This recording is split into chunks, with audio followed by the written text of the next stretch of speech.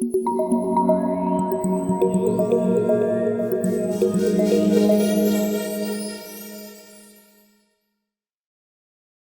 thanks so much for being here. What is a social psychologist? Well, a social psychologist is different from a clinical psychologist in that we don't study neuroses and psychoses and people with personal problems. We stand back a little and look at the ways people are influenced. Everything from how you learn to how you're persuaded, how you're manipulated, how you're coerced, even how you're brainwashed. And we do a lot of experimentation on how that can happen, how you can actually manipulate and maneuver things and get people to change their beliefs and their behaviors, especially when it can be done without alerting them that you're actually actively manipulating them. What So got you interested in social psychology? um, I was studying psychology as a general topic as an undergraduate and took a social psychology class and just fell in love with it. I thought it was fantastic. So I kept going all the way through and got my doctorate. And tell us where you grew up and what that was like. I'm a military kid. I'm known as a brat. So my father was in the army when I was growing up. So I lived quite a few places, including going to high school in Germany. And then I went back to New York and stayed there for a while. Got married, had a baby, decided to go back to university, and 9 years later, I graduated. Did you like living in Europe? I loved it. In fact, living in Germany, we lived there for 3 years, and then my dad got transferred back to the States to New York. He's not from there, none of us are, but that's where they sent him. And I really wanted to get back to Europe. So when I left for college, rather than looking for a college in the States, I went to the American College in Paris. So I went and lived in Paris for a while.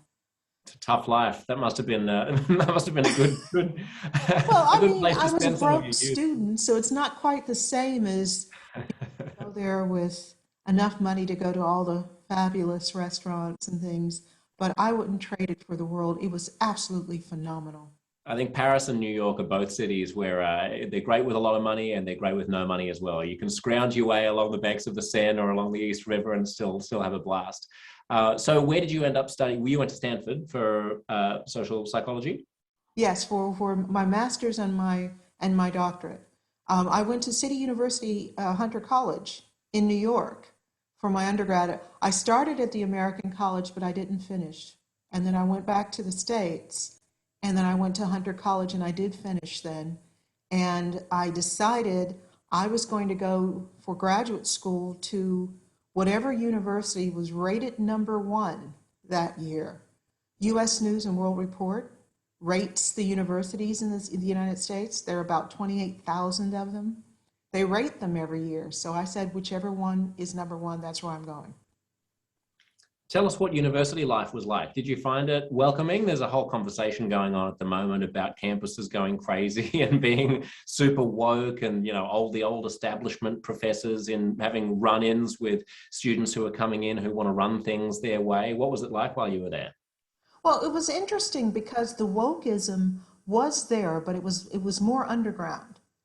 Um, in fact, I ended up having to replace one of the professors that was on my committee for my doctorate because she didn't like the topic that I chose for my doctorate. I had worked on a landmark study of homeless and formerly homeless and at-risk families. And I suspected that being on welfare, being dependent on the government, would have an impact on how people live their lives, how they thought, their relationships. And so I decided to study that for my doctoral thesis. And one of my professors was very woke and said I wasn't supposed to look at welfare. I was supposed to just leave that alone.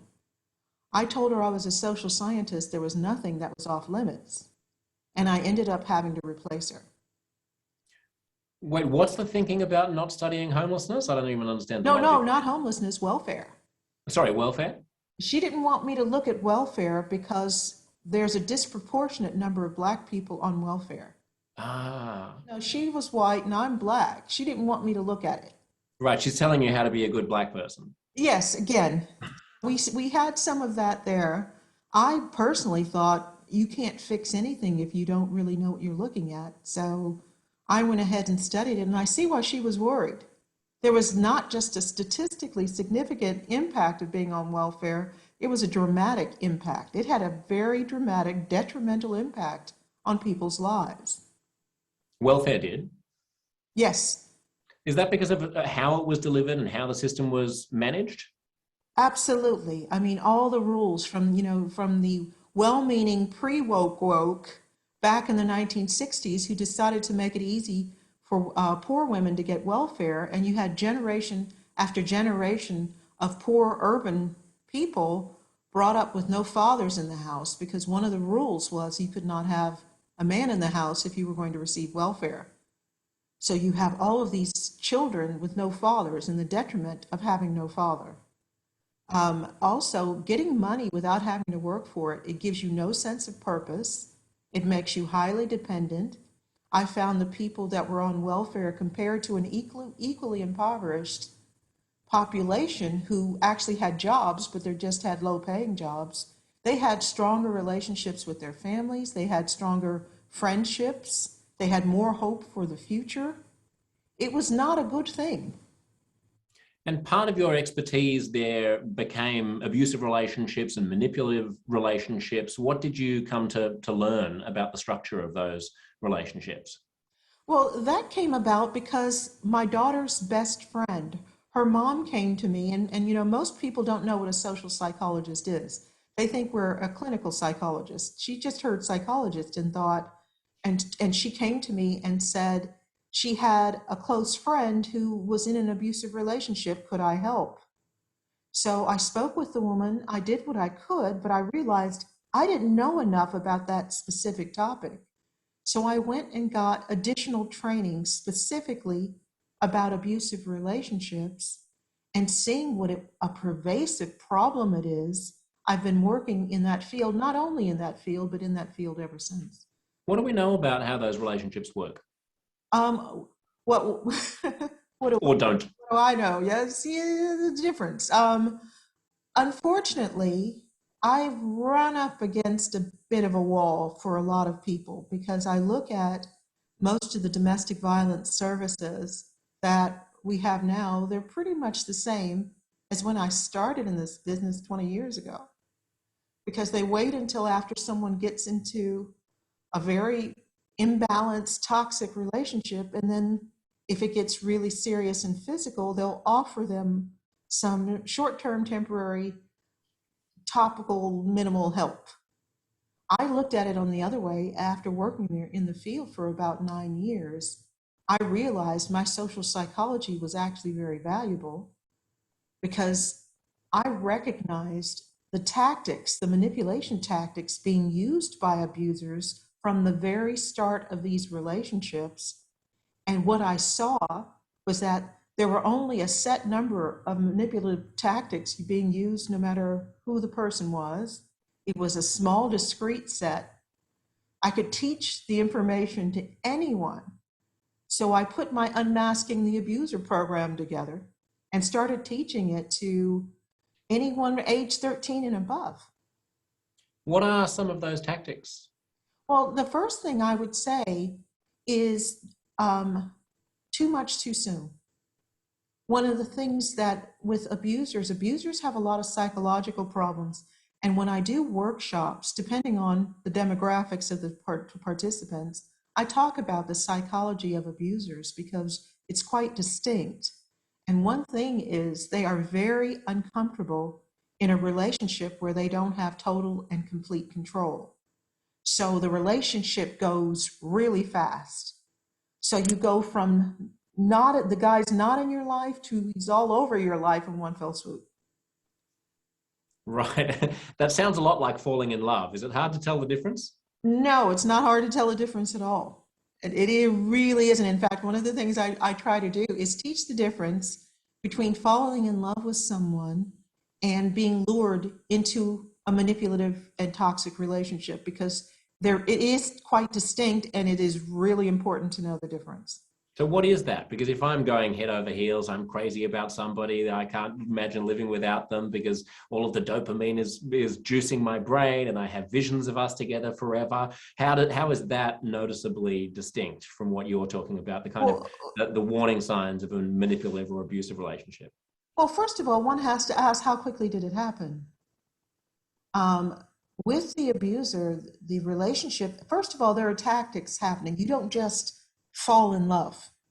This person is purposely putting lures out there to pull you closer. So using things like what I call the fairy tale lure. The moment you go out, they're talking about a future together. They're talking about happily ever after. They're talking about naming your children, this kind of thing. I also teach people, if you fall in love and collapse yourself into relationships, you're going to spend a lot of time in therapy. That's just not a good way to run your life. You're going to find yourself in love with people who don't love you back. You're going to find yourself in unhealthy relationships. Put the brakes on it first. Be careful, because if you choose wrong, it can be extremely destructive to your life. Anything real will be there if you are just a little bit more cautious. Anything real bears up under scrutiny. How do you teach resilience once people are in such a relationship?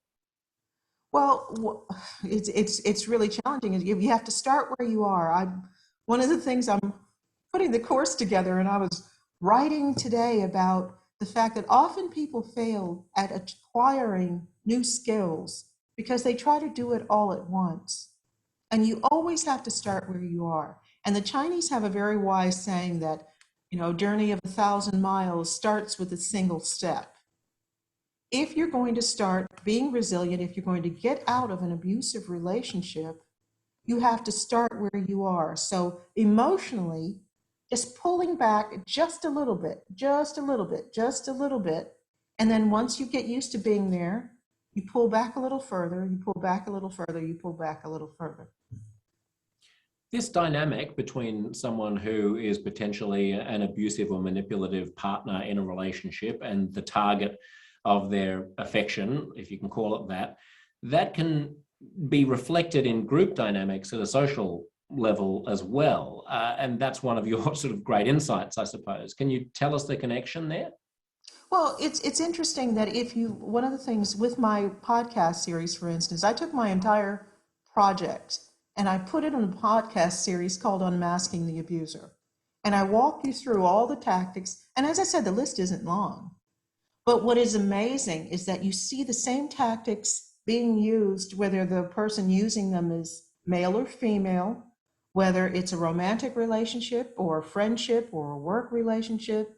You also see it in social movements. You see the same sort of lures being used, like a love bombing. If you look up the word love bombing, you see a lot of that in cults. And what that is someone just showering you with praise and superficial acceptance and talking about how wonderful you are and how great you are. But it comes with conditions. If you do anything, if you ask questions, if you stand back a little, if you're not willing to immediately collapse yourself into that relationship, then that tap of wonderful praise and good feelings is turned off immediately. And you see social movements doing it all the time. What are the kinds of social movements that do that? I mean, I can imagine some self-helpy sort of personal development type, yes. or even Silicon Valley tech bro cults, nudging at the edges of that. But what do you see? Well, I have to say that whenever I've had an opportunity to go to one of those Change Your Life in a Weekend seminars, the ones where they have the intro that's free, where they get people to bring all their friends, I always go along and look to see which tactics they use. But I see right now the progressive left, otherwise known as the woke, are using all of the tactics from my abuse series. And it really frightens me, where it presents everything has all of the solutions, but you're not allowed to ask questions. You have to absolutely stick to the narrative with no exceptions. If you stick to the narrative, if you say you're one of them, then you can do all sorts of things wrong and it's accepted. It's really quite frightening. I look at it and I find it quite frightening because it's an absolutist totalitarian religion. It is not, I can't even call it a social movement. It's more like an extremist religion or one of those weekends where they claim that you can change your life. Because Can you explain, Dina, to people who aren't very online, what the sort of nature of this movement is? Because I feel like we've had a hard time giving it a name, really defining exactly what it is. John McWhorter has his terms for it. Other people have their terms for it. We can call it woke. We can call it a certain elitist, regressive leftism or something. But can you kind of help people who don't spend all of their lives on Twitter understand what it is that you're talking about? well, I don't think I spend all of my life on. No, I'm talking about me. I was going to say, though, I have been on there more since, recent events have kind of impact on my social life. But what I'm looking at is if you have a movement that says it's about justice and fairness, but if you ask questions, you see inconsistencies. For instance, it's supposed to be a movement that supports women's rights. But so many of the groups that are also supported by this movement don't believe in women's rights. And what women's rights are you talking about? If you are a conservative woman, your rights aren't included. You can be bullied enormously, terribly, and that's okay. It's just, there's so many contradictions in it, but you are not allowed to notice. You're not allowed to step away. You're not allowed to say, I believe in this part, but I don't believe in that part. Because if you're not all in, you can absolutely be bullied. And that's what I mean about an extremist religion. Because with a social movement, it's like if you look at the environment. I come from California. So I care about using recyclable things. And, the place I lived in California, we got rid of single-use plastic, 20 years ago. So I like seeing things about regenerating things, taking care of the earth. But some of the movement, some of the things they advocate, I don't buy into. And I don't have people protesting outside of my house because of it. With the woke movement, if you are a public figure at all and don't buy into every single thing that they say, you can be bullied to the point where you lose your job, where they'll dox you, they'll post your personal information online, you'll have all sorts of people calling you names. If you're female, you often get rape threats and death threats just for questioning what they believe is right and true. That's, I find, very scary. So I suppose the acolytes of this way of thinking, the social justice warriors, if you will, would say to that this is what women and people of color have been enduring from the white patriarchy for centuries, feeling like they're being sidelined, diminished, spoken over, and abused, and that what they're trying to do is excise from public discourse people who are racists and sexists and proto-fascists. They see themselves, needless to say, as being on the right side of history and fighting for progressive causes. And yet, they would look at someone like me and give me a hard time because I don't buy into everything, because I ask questions, because I have been trained to assess research. So when they give me crap research and say it proves their point and I can see through it, they come down on me like a ton of bricks. So as a Black woman who has faced racism, I mean, if anybody follows me on social media or in any of my interviews, and in fact, my YouTube videos, I talk about the racism that I have faced as a Black woman. I talk about sexism, and I talk about the fact that the social justice warriors are making everything worse. That is not how you cure the problem. Was Stanford racist? Very. It was the worst racism I'd faced in my life. Are you kidding? They didn't know I was Black until I showed up, because even though they had affirmative action programs even then, I didn't want anyone later on to say that I'd only been accepted at the university because I was Black. Now, my name is Dina, so you cannot, that's a woman's name. They knew I was female, but they did not know I was Black until I got there. And then the war started. So I was treated so badly. It is like I could make a Netflix drama off of how I was treated at Stanford because I was Black. How did that show up, Dina? Oh, it was very simple. When I was in class, and in my year, they had over 700 applications for the PhD program, and they only accepted 9. And so it's a small class. When I asked a question, I was ignored. What I asked was not ever considered. When the professor would arrange to have appointments with each of us, they wouldn't show up to mine. They kept quoting research in the courses about how inferior Black people were. I didn't find out until my second year, after I'd learned to analyze the research, that they knew they were using absolutely irresponsible research that was not rigorous at all. I think it was kind of an experiment to see what I would do.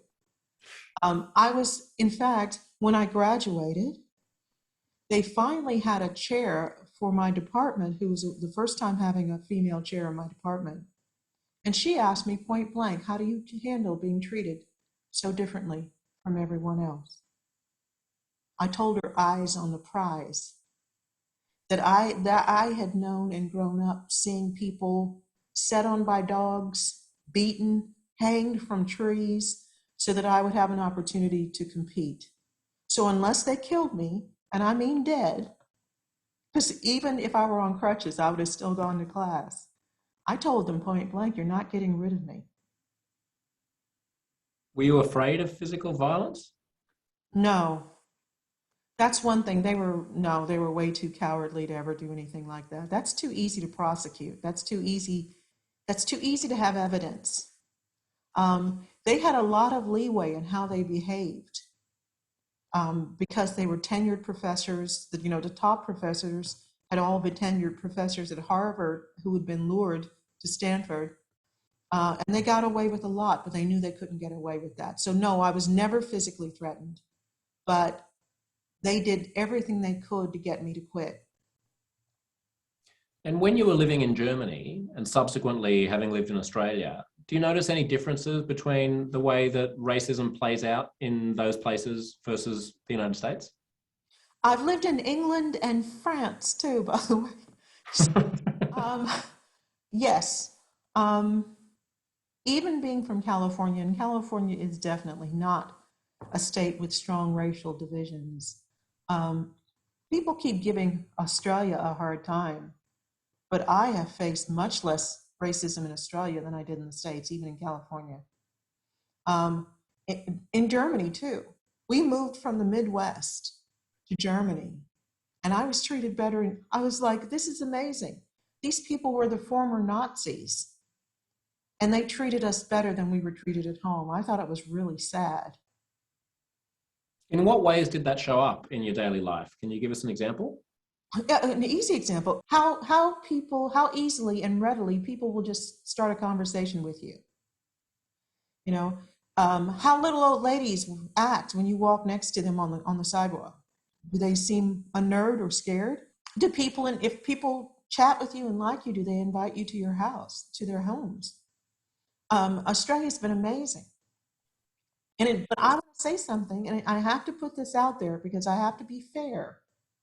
What I didn't realize until I'd lived in Australia for a few years is how much of how I was being treated, not all of it, of course, but how much of it was actually coming from me. My father, when he retired from the military, retired in Tucson, Arizona.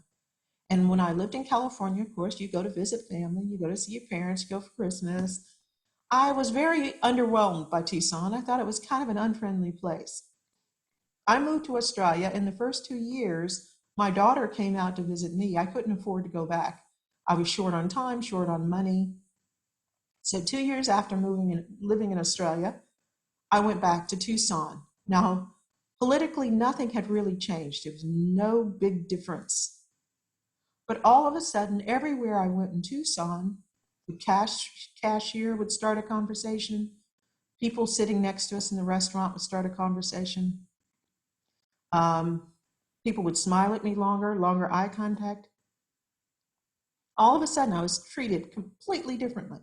Now, you would not hear me speak or look at me and say, oh, she must live in Australia. So it's not that my living in Australia started the conversation.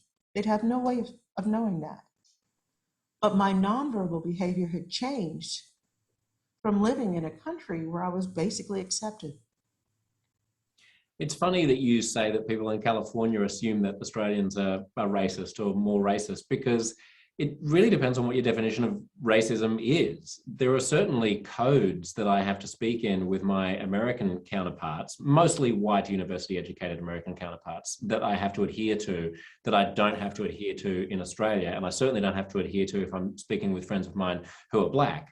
But there is such an uptightness at the moment among, and terror, really a terror amongst white Americans about making sure that they do the correct thing racially, that it means that all of that closeness and that casualness and that laid backness that you normally use to stoke closeness with another individual have fallen by the wayside. And at least I find the relations between races in the States at the moment to be boxed into quite a cold and rigid archetype, because people don't feel free to treat each other as human beings. They're treating each other as racial categories that they have to make sure they speak to perfectly correctly, otherwise they'll be hounded. So I wonder if that's part of the difference between Australia and the States right now.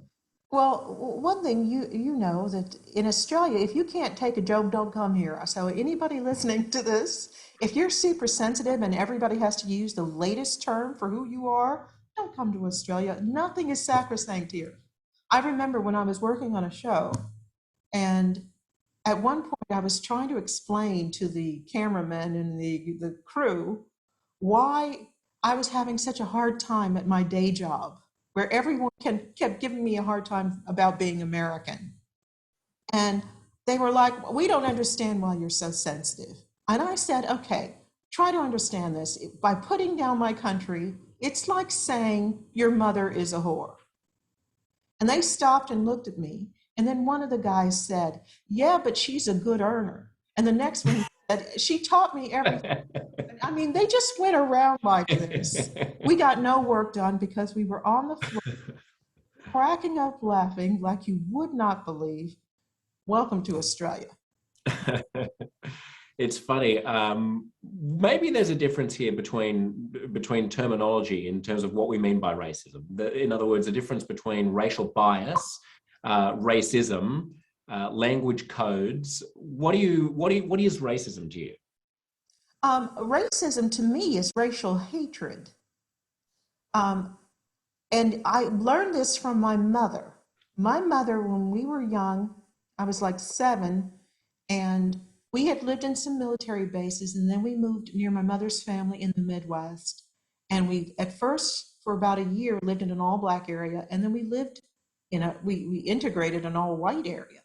And our mother taught us there's a difference between ignorance and hatred. So she said, pay attention when someone says something that you find offensive, because it may be just that they don't know any better. And that person who says that, if it's out of ignorance, if you handle it well, they could turn out to be your new best friend. Hatred comes out differently. And when you correct them and say, that really hurts my feelings with you, when you say that, and here's why, they keep doing it. So unless it's directed hatred, I try not to take offense. You know, if I live in an area, I live in Victoria and out in the suburbs, there are no Black Americans out here but me. So if somebody said something that was offensive according to the latest Black Lives Matter protesters, and I got offended, all that would do is make them uncomfortable with me. It would not inform them in any way. And if they didn't mean it to be offensive, why should I get offended? I guess I've been in Australia too long. I don't know. You've been in Australia way too long, Dina. You don't sound like Americans sound. I mean, you know, not to generalize, but I just saw a poll from the States of Hispanic Americans, and 4% of Hispanic Americans preferred the term Latinx to Latina or Latino. 4%. And yet Latinx is now the term for Latino and Latina Americans at National Public Radio, in the official government documents, in the Biden campaign. This has been taken on. This is just as an example. It's supposed to be a gender neutral, more politically correct term for Latino people. But this is something that has become entrenched as a result of largely white university educated elites insisting on the use of a term that the people who they're talking about themselves, 96% of them, don't even want to be called. Well, look how they treat Black Americans who don't buy into the I'm the victim mindset. We get called white supremacists. And please understand, I am not part of that group that says that there is no racism. I am, above everything, a social psychologist. So I'm looking at patterns of behavior, nonverbal cues, eye contact, smiles, conversation, tone of voice. I've been trained to see how the differences in how people interact with each other. So I can tell the difference. I know there is still some racism. I'm not going to pretend, but I also know getting rid of it by having violent protests and looting and making white people so self-conscious around you, they're afraid to say anything, that is going to set up such an extreme backlash. It's going to take us back to like the 1890s. And notice again, they did not ask the Latinos what they wanted to be called. They decided for them. I found that scratch a lefty, find a racist. They are so elitist. They are so white man's burden with regard to ethnic minorities. They don't want us to make up our own minds. Nothing offends them more than a Black person saying, I'm not a victim. What do you do then, Dina, about what they call structural racism? I mean, yes. you're talking about a kind of a racism which is an antipathy or a hostility from a person of one race, and maybe a belief in racial supremacy. What about the institutional ways, the subtle ways in which people of minority races are disadvantaged in the 21st century? Absolutely. I even did a video on this, on how systemic racism was set up, why it was set up that way. It was set up as a way of keeping people in their places, making it seem right and true. So all of the systems had to interact together. You know, the banking system, finance system, culture, marriage system, everything had to work together. Otherwise, you would have constant discord and constant revolution by the people who were being oppressed. So both sides, the people who were advantaged by the system and the people who were disadvantaged, had to be taught it was fixed, it was inevitable, and on some level that it was right and true. So it pervaded all the laws. So as time went by and the laws, protests started, the civil rights movement came, the laws started to change. While the systems themselves would alter, sometimes the people who had been hurt by the system all this time weren't really aware of it. It's one of the reasons, if you want to look at racism in America, compare the outcomes for Black Americans versus Caribbean people who moved to the United States and Africans who moved to the United States. They moved to the United States based on the laws and the cultural norms of when they move, not the historic system that kept Blacks marginalized and oppressed. So they have different expectations, and so they're treated differently. They'll try for different things. And they have different outcomes, as I understand it, as well. Absolutely, they have different First or outcomes. second generation Nigerian Americans, I think, have a median wealth above the average white person, or a median income above the average white person, in contrast to people who are descendants of slaves. Yes, but also too, people have to take into account culture. You also find that Blacks who live around whites do better than Blacks who live around Blacks.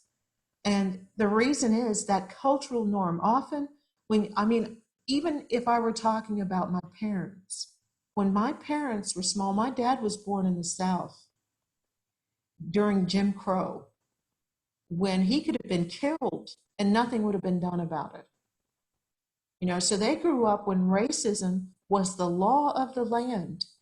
So there were a lot of things that they didn't strive for, and a lot of limitations they thought might still be there, because that's how it was in place, and so firm and so dangerous to step outside the line when they were growing up. Although, to give her credit though, my mother was unusual. She came from a very well-educated family. My great-grandfather was a professor at the University of Colorado. I have a great uncle who was a Tuskegee Airman. And if your audience members want to see something really interesting, they should look that up. There was actually a film with Lawrence Fishburne from The Matrix called The Tuskegee Airmen. My great uncle was one of those guys, the first flyers, combat flyers for the United States during World War II, with absolutely the best record of protecting the bombers that they escorted of anyone.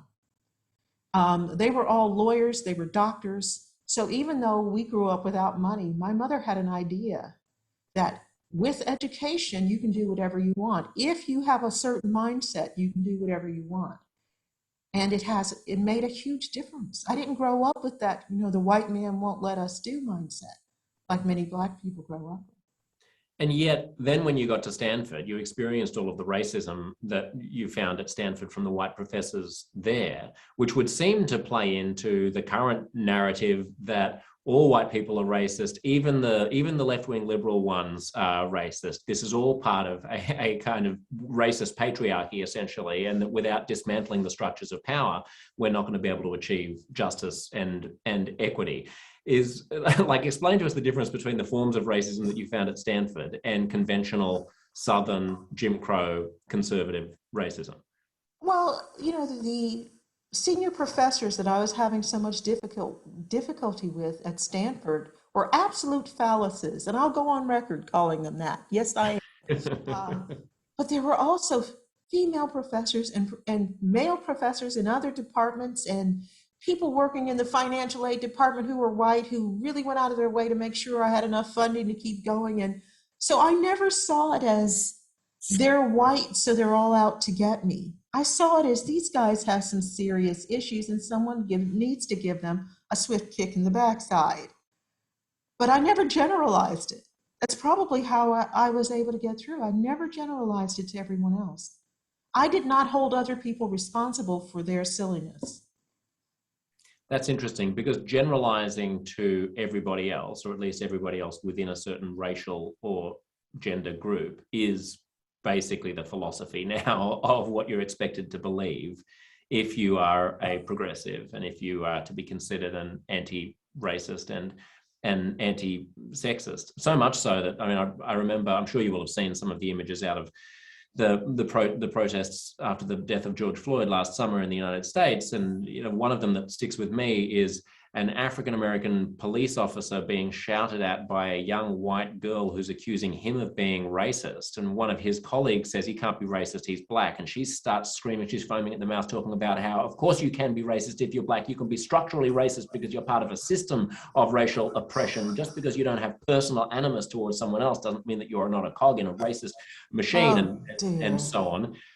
Talk to us about education. Where is this coming from? Where is it going? It's this indoctrination. I blame all of us, because I sent my daughter to school. My daughter's so much more left-wing than I am. She'll wake up one day. She's getting so as she goes along. But I'm looking at the education system, and Malcolm X, who I don't agree with on some things, he had a different philosophy of life. But darn if he didn't say some really true things. He said only a fool would let his enemy teach his children. And the problem is, we've been so worried about being nice and getting along that we have not been paying attention to what our children are being taught about right and wrong, about family structure, about who we are, about what we should attain, about our history. We have allowed these extremists with this very totalitarian religion to come in and take over our schools and teach our children self-hatred, other hatred, disrespect for their parents, teach them that young people know more. I noticed this even when my daughter was young, that all of the shows targeting young people always had the young people presented as smarter than their parents. That's so dangerous because you really aren't. Hasn't that always been a strain of American culture, Dina? The sort of aspirational, we are a young country, a visionary country, looking forward to the future, sloughing off, British royalty, having a revolution, paving the way forward with Hollywood and Silicon Valley and Wall Street. It feels like there's a certain vigor in at least the assumption, even if it's not true, that the future belongs to the young, and old fuddy-duddies should just get out of the way. Well, innovation is one thing. Believing that you're smarter than your parents is dangerous because the brain is not really fully formed to the mid-20s. And even then, if it's full of indoctrination, it's going to take you somewhere grim and scary. We are an innovative country, but if you look at the television shows and things from like the 1950s, even 1960s, you did not see it presented to young people that they were always smarter than their parents. And television isn't just television. Media isn't just media. When you study the brain, social psychology studies the brain and how we actually interpret information, how we get an idea about the world that we live in. And if you look at the imagery that is presented to young people and has been for the last 20 years, there is no way the culture that we are promoting will allow us to continue to succeed.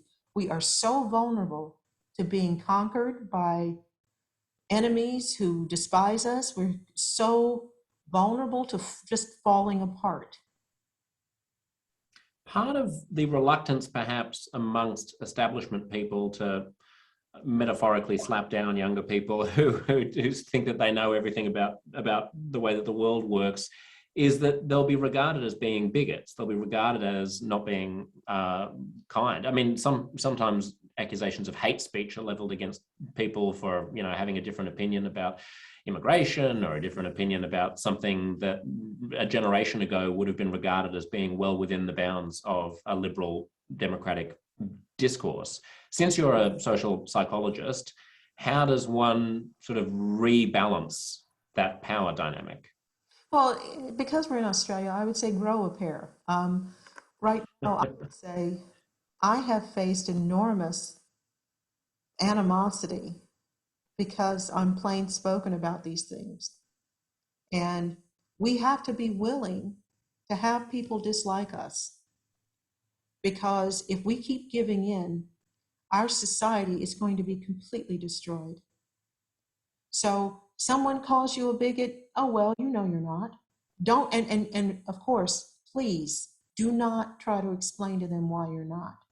Don't tell them what an ally you are. Don't be an ally to anybody.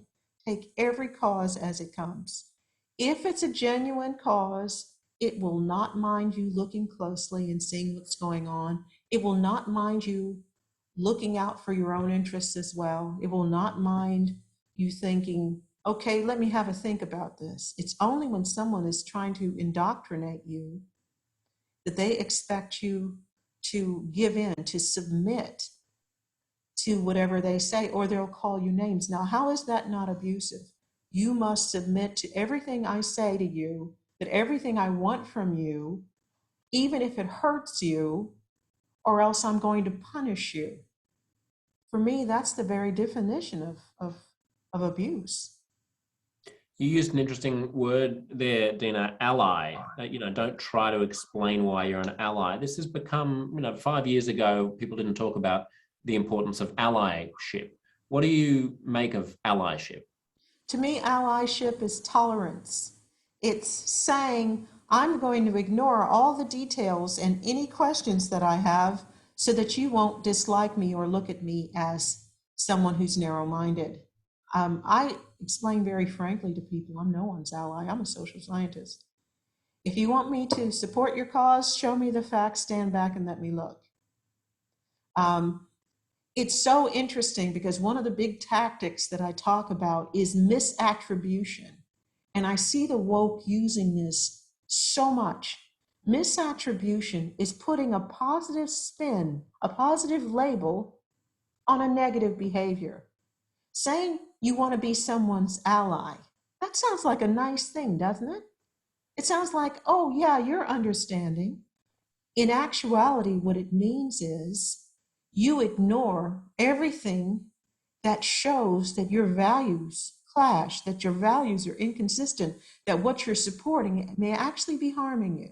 It reminds me of the British being allied to the Soviet Union during the Second World War. We had absolutely nothing in common with Stalin.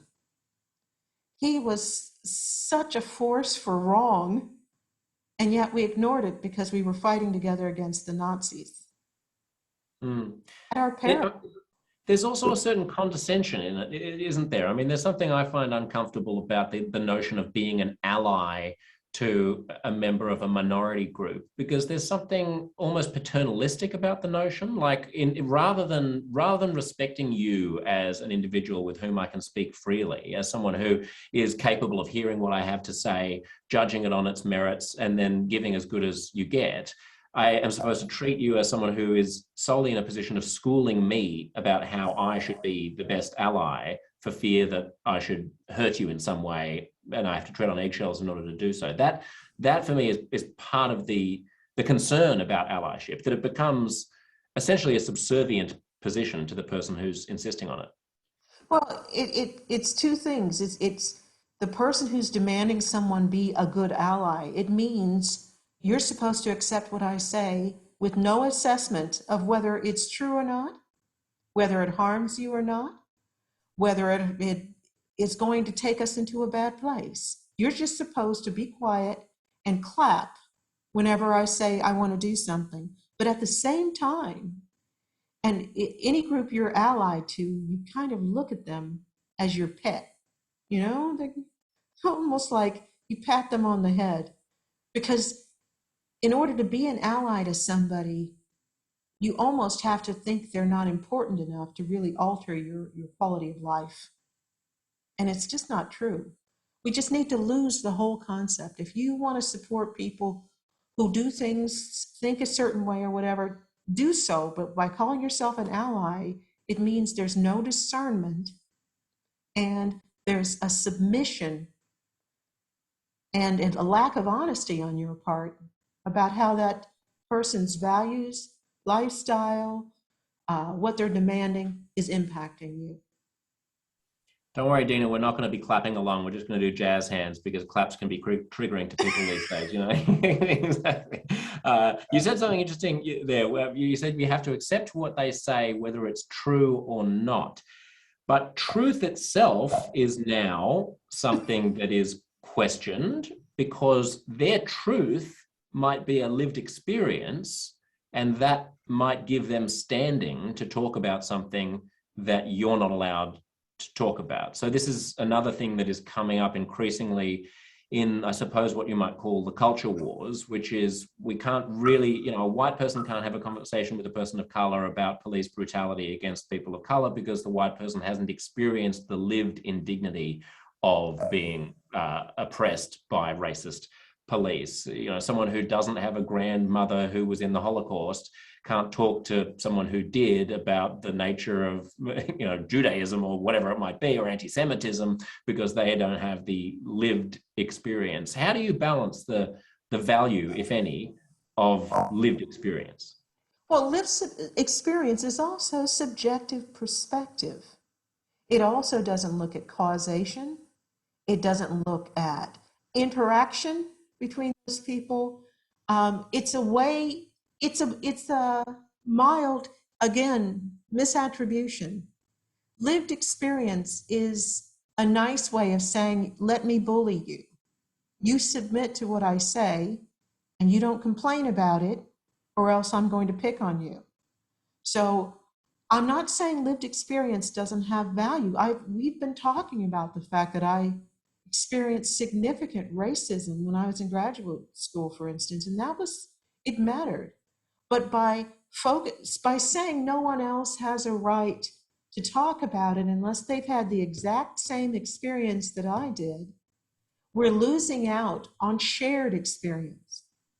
For instance, when you have Black people saying, oh, no white person can understand what I'm going through. If you get a group of women together, there are so many things that women often experience. We have more in common than we don't.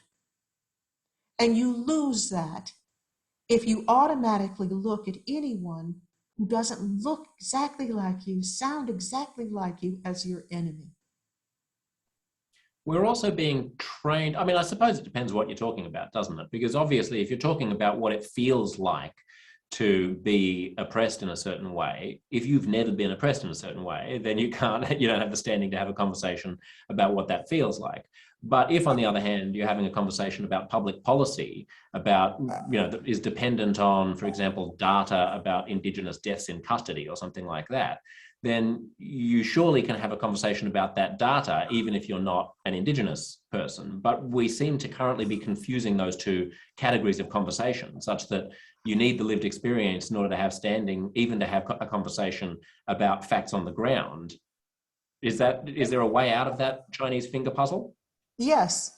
And with my Healing the Rift program, because what I did is in 2020, when I saw the Black Lives Matter protests really taking off, and I knew, because as a social psychologist, I've studied flow-on effects, and I knew that this was taking us in a place where racial disunity was going to become significantly worse. So I developed a program called Healing the Rift. And let's talk about the lived experience thing. Let's say that I'm dealing with someone and their grandmother was in the Holocaust. If that person and I get together and they do everything and we have a safe space together where I'm not considered a bad person because my grandmother didn't go through the Holocaust, and she's not looking at me as the enemy, and I know that, then you can actually have something where you find common threads, you find storytelling, where you can walk that person through what you're talking about, allowing them to see the world a bit from the eyes of the person who has experienced whatever it is you're talking about, and give them some level of understanding. But it only happens if they're not under attack, if you're not making them defensive, if you're not criticizing them and calling them privileged. This whole word privilege is just, I tell you, my dentist said, you're grinding your teeth. Yeah. I'm hearing about too much privilege, Doc. Yes, I'm grinding my teeth. What do you make of privilege as a notion? Why does it make you grind your teeth at night, Dina? Because it's normally, again, what the woke have done very cleverly and in a very sinister way is alter the definitions of everything. So now racism is just being white. It used to mean conscious hatred of other groups because of their race. Now it just means walking about living your life if you don't happen to be Black or brown. When you're talking about privilege used to mean somebody with a trust fund who would get bailed out of jail even when they committed a crime. Now it's saying, if I am a group, if I belong to a group, whether I'm born into that group or whether it's a group that I have decided to join, then you are privileged if you're not in my group. And therefore you have nothing to say. You should step aside. You should let me do what I want because you're privileged. It's horrible. It's absolutely, and people get so defensive, and I'm glad they get defensive because they should not accept this. I try to explain to people that what they're really describing isn't privilege. It's saying that the group you belong to does not normally face negative discrimination because of that characteristic. So if you're talking, Isn't that a privilege though, Dina? in a way it is. It's like when you walk through life, let's talk about an example growing up. When I grew up, if we went on a road trip, we would have to think about where we were driving through and how they treated Black people. Because it may be possible we wouldn't be able to find a place to get food. We might not be able to find a place to sleep that would accept Black people. If we broke down on the side of the road, we might not get any help. So in that way, I can understand that not being exceptional, not facing negative discrimination because of a characteristic does give you a bit of an edge. It's not a privilege, it's just a little bit of an edge. But it doesn't take into account anything else that is going in your life. I know white people that have had much harder lives than I've had, much harder. So to But call isn't the point of isn't the point of articulating white privilege not to say that all white people have it better off than all Black people, but that a white person doesn't have to worry about being discriminated against on the basis of their whiteness? And that is a certain privilege. I walk into a shop, I don't have to worry about whether or not the person behind the counter is racist. Maybe I do if they're, from some particular ethnicity that has a chip on its shoulder about white people, but generally not. If you are the same, if you belong to the same group as the people in power, then as a general rule, you're not discriminated against because of that. It's like the way that men can walk through life in a way women can't. I know that Jackson Katz, who wrote The Macho Paradox, does a seminar where it's mixed sex seminar. And he starts off by asking the men, all right, guys, I'm going to write this down. What did you do today when you got up to keep yourself from being sexually assaulted? The guys laugh. A few of them say, I didn't go to jail. But for the most part, they make a joke of it. Then he asks the women, and they start the list. I wore this, I didn't wear that. I look where I parked my car. I had my keys here. I told someone where I was going. So again, you're talking about the fact that when you don't belong to the group that has the most power, it does impact what you have to think about as you go through your day, as you decide what you're going to do for your living, if you're going to planning your holiday, for instance. And it does matter. But the approach that we have right now is so alienating and so divisive. It really isn't going to make things better. The backlash is going to send us back to the 1850s if we're not careful. Since you're speaking about gender and the benefits of being a man, certainly when it comes to sexual assault, do you think there is a gender split on this ideology? Is there a difference between the susceptibility of men and women to wokeness?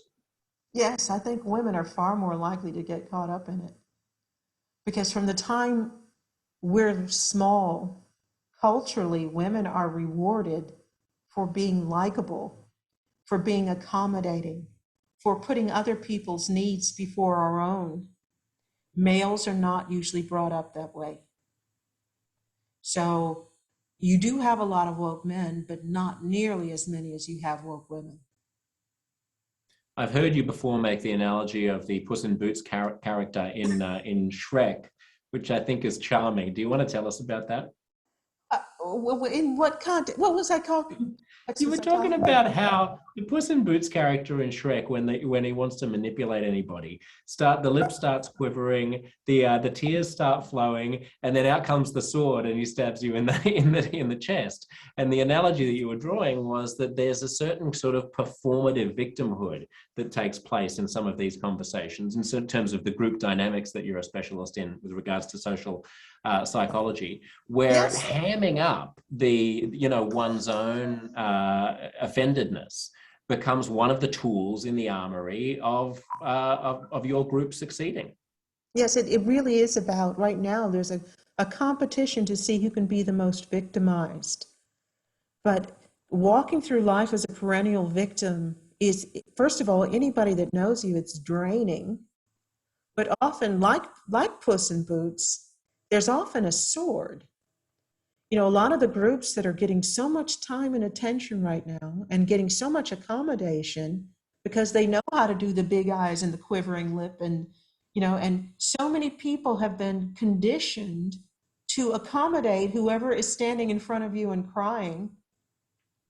But should you look a little closer at what they're asking and how it's going to impact you and how it's going to impact your family, and you look at what they're claiming to be the truth and seeing some real holes in the data, and the sword comes out, and you can get really damaged because the vindictiveness of the perennial victim is exceptionally high. They are extremely vindictive. Are we training victimhood? Are we encouraging Absolutely. victimhood? Anything you give attention to. That's why I have one more video. I have my videos. I promised people I would do a video. My first video was called "Why You're Not a Racist," because I didn't want white people to think, it's fair for somebody to switch the definitions on you, and then all of a sudden, just for being white, you're a racist. The second one is called "Bias Isn't Bigotry." All of us have bias. It does not, a bigotry is a deep-rooted and heavily clung to hatred. So I want people to understand that too. And I'm going to do something called "Being Black, the Shadow of Racism." I want to show white people how the systemic racism that was there for so long, how its shadow is still cast into the lives of the average Black person. And it can't just be dismissed by saying we're not like that anymore. We need to have a concerted effort to do something about it. But after that, I'm going into influence. I'm going to show people the tactics being used to condition us in the worst possible way to give in to whoever claims to be a victim group, to preach self-hatred. It's like a race to the bottom. I can hate myself more than anyone else. Anyone who's demanding that you pay a price for historic crimes is trying to manipulate you. And one thing I really want to do, I want to make good people manipulation proof. Why shouldn't you pay a price for historic crimes? Germany pays Jews for the Holocaust. The structures of white people are still benefiting from the unpaid labor of the ancestors of people who are alive today. Because it will never end. There has to be a point where you're like, okay, you can actually establish a system that tries to correct for past mistakes without making the people now feel guilty for what happened. If you didn't do it, you shouldn't pay for it. Otherwise, it's like the whole philosophy about an eye for an eye and then everybody ends up blind. All it does is build resentment. It does not correct the past ills. And it teaches victimhood, it teaches entitlement, it teaches manipulation. It's too expensive to correct it that way. We sometimes hear the term intergenerational trauma being used as a justification for paying what do you call it? The movement to pay reparations? for reparations. That's right. My apologies. You sometimes hear intergenerational trauma as a term that's being used for reparations and so on. Does it make sense to you that trauma can be inherited intergenerationally? Absolutely. And it's funny because I do work in a lot of different communities. I do work in the Jewish community, and I've met two women who are doing research on findings that the anxiety levels, stress levels, depression levels of Jewish people who had grandparents who survived the Holocaust are significantly higher than among Jewish people whose grandparents didn't go through that experience. So they're also finding that extreme trauma can actually mark your DNA. So there is something to it, but here I'm going to peeve all. I hope you don't have any Black Americans watching this, because they're going to get really mad at me. When you look at the reparations, the demand for monetary reparations, I think, is a wrong approach. If you want to do reparations for the Black community, then we should do things like build community centers and teach financial literacy. Have sociologists go through and look at the cultural factors that are holding Black people back and look at the history of those and talk about correcting them. That's the kind of reparations that will actually have an impact. Show young Black kids how to save and invest their money. Just handing people who've never had money, all it's going to do is attract a lot of predatory business people who will get that money off of them as quickly as 1, 2, 3. And it won't. I somehow get the feeling that those proposals are going to go down like a lead balloon, generally. Well, they should do. But I'm looking at what would really help. I'm looking at, all the talk about the Black Lives Matter protests, talking about we have to get rid of the police. They really have a grudge against the police. The police is the least of our problems in the Black community. Kids with no fathers is a huge problem. Lack of self-esteem is a huge problem. Not understanding our history is a huge problem. My mother taught us Black history before we went to kindergarten. She taught us you correct ignorance with knowledge. So when the little white kids in our new white neighborhood said Black people had never done anything, we were like, the first man to die in the Revolutionary War was Crispus Attucks, and he was a Black man. So that was us as kids. We nice impersonation of yourself at the age of 8. You can see me there. I was like in the front. We were in the front of the class. We were the little Black smartass.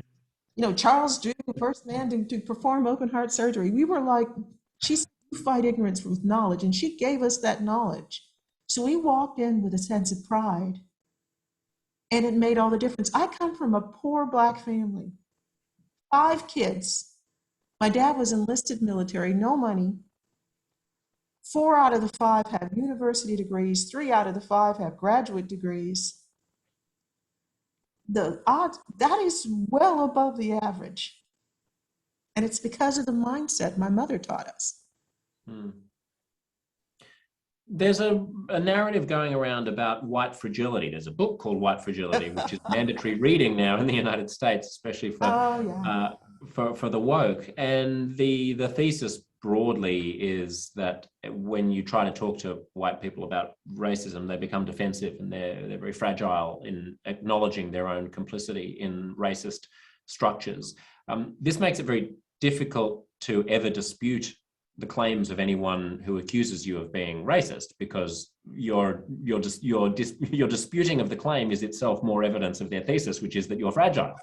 So it's a kind of ingenious, non-falsifiable theory. I wonder if you thought about how that is functioning between groups. Yes, and that would be white tears you're talking about. White tears, yep. And I've actually heard somebody, a young black woman, talk about someone in a totally different context, because she's woke. And this incident had nothing to do with race whatsoever. But when the woman got upset, oh, it was white tears. And I'm like, oh my God. If they say it's a bad craftsman who blames his tools, if you're teaching whites about racism and they're getting angry and defensive, then you're teaching it wrong. It's not because whites are fragile. It's because the people teaching this are hostile, and they're teaching self-hatred. And the only reason to teach someone self-hatred is so you can take advantage of them. But So maybe the whites are so ignorant in their own self-certainty about their own goodness that they can't bear to hear the truths about the system that they're part of. well, it's our role as educators to break through that. I haven't had that problem. And as you've noticed, I'm not the kind of conciliatory, oh, everything you do is okay kind of woman. I mean, I'm quite blunt. But I also advocate for whites. Please stand up for yourselves. These people are trying to absolutely destroy everything that is good about our society. And whenever I see those abusive tactics being used, it makes the hairs on the back of my neck stand up. And I'm like, nothing good can come from this. So again, if the people in your audience are getting defensive, that means for me as an educator, I need to find a way through. And that's what I do with my Healing the Rift. I don't find people getting defensive. You called it a totalitarian religion earlier in this conversation, and certainly it has aspects that religions do. It has its own taboos. It has, I've heard John McWhorter talk about the N word as being almost like you might find a culture that has a long dead ancestor that they can't name, who is now a god or something. It's like it's almost gotten to that level of, he who shall not be named. It's the Voldemort Yes. of words, regardless of whether or not you're using it in a particular context. Even if you're saying you should never ever say the N word, you still can't say the actual word. Otherwise, for some reason, you summon the demons and the volcanoes explode and we'll go to hell. I wonder if you can just tease out your thinking about the parallels between wokeness and faith. First of all, when you have a faith, by definition, not every aspect of it can be proven. So there are aspects of woke culture that are being really supported in society. I look at every study I can find, and I turn immediately to the methodology page. And I am amazed, but no longer surprised, that if I had presented methodology that shoddy, I would never have graduated. So you have the jargon, even you were describing that young woman who was, really castigating a police officer and using all of the ideology, all the ideological terms, all the jargon with regard to why he could be a racist as a Black man when she's never walked a mile in his shoes at all. When you have that, you have the jargon, you have the absolute beliefs, you have the trained thinking where you look away from anything in your own tribe, in your own belief set that's incongruent. You don't focus on it. You get really angry at anyone else who questions any aspect of what you believe. You don't look at the real flow-on effect of your beliefs. The people who are at the top of your religion are allowed to behave in a way that is morally in conflict with what you claim to believe. If you're one of the top people, you can literally do anything and get away with it. Now, how does that not echo what we've seen in very powerful religions, and everyone who wants to get the approval of that group has to kiss the ring, and they have to, whether they really believe in it or not, they have to make a promise to not say anything that goes against any of the accepted narrative. It's like if you look at Joe Biden's history of what he believes and who he is as a person, what he's supporting and what he signed into law with those,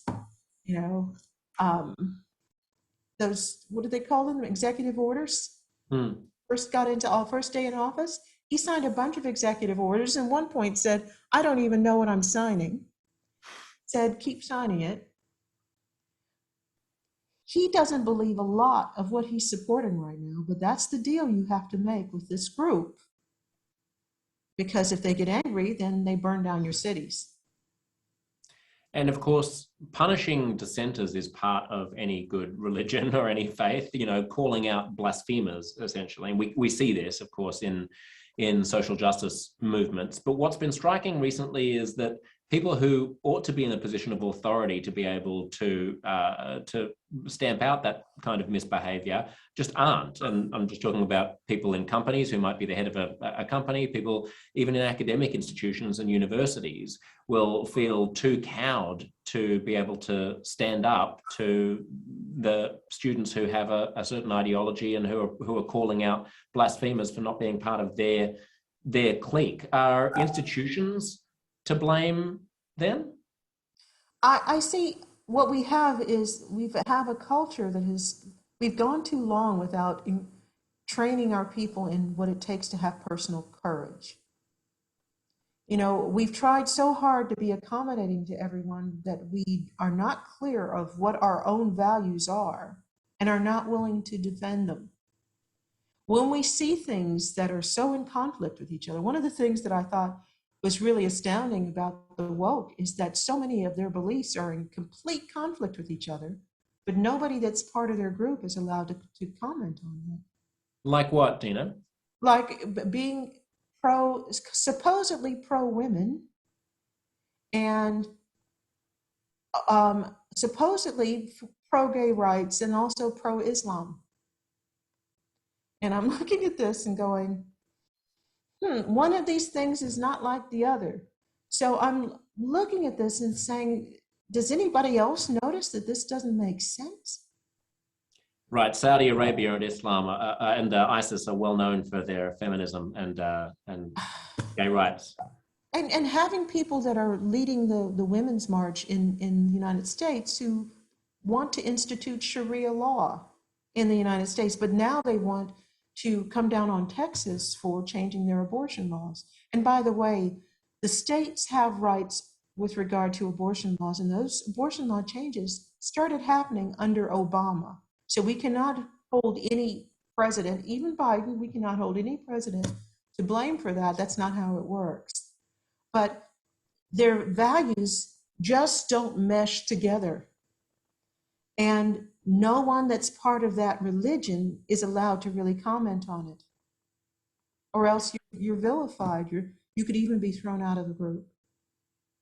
The end game seems to now be something that's called equity. The end game in the era of Martin Luther King Jr. was equality, was judge people on the content of their character, not the color of their skin. That has now changed to a conception of justice that is much more proactive and much more about ensuring that the outcomes for everybody by group are the same. I think this is probably a good place to end it, so take it wherever you will, but where do you see that going? Well, that kind of a thinking is completely contradictory to Western society.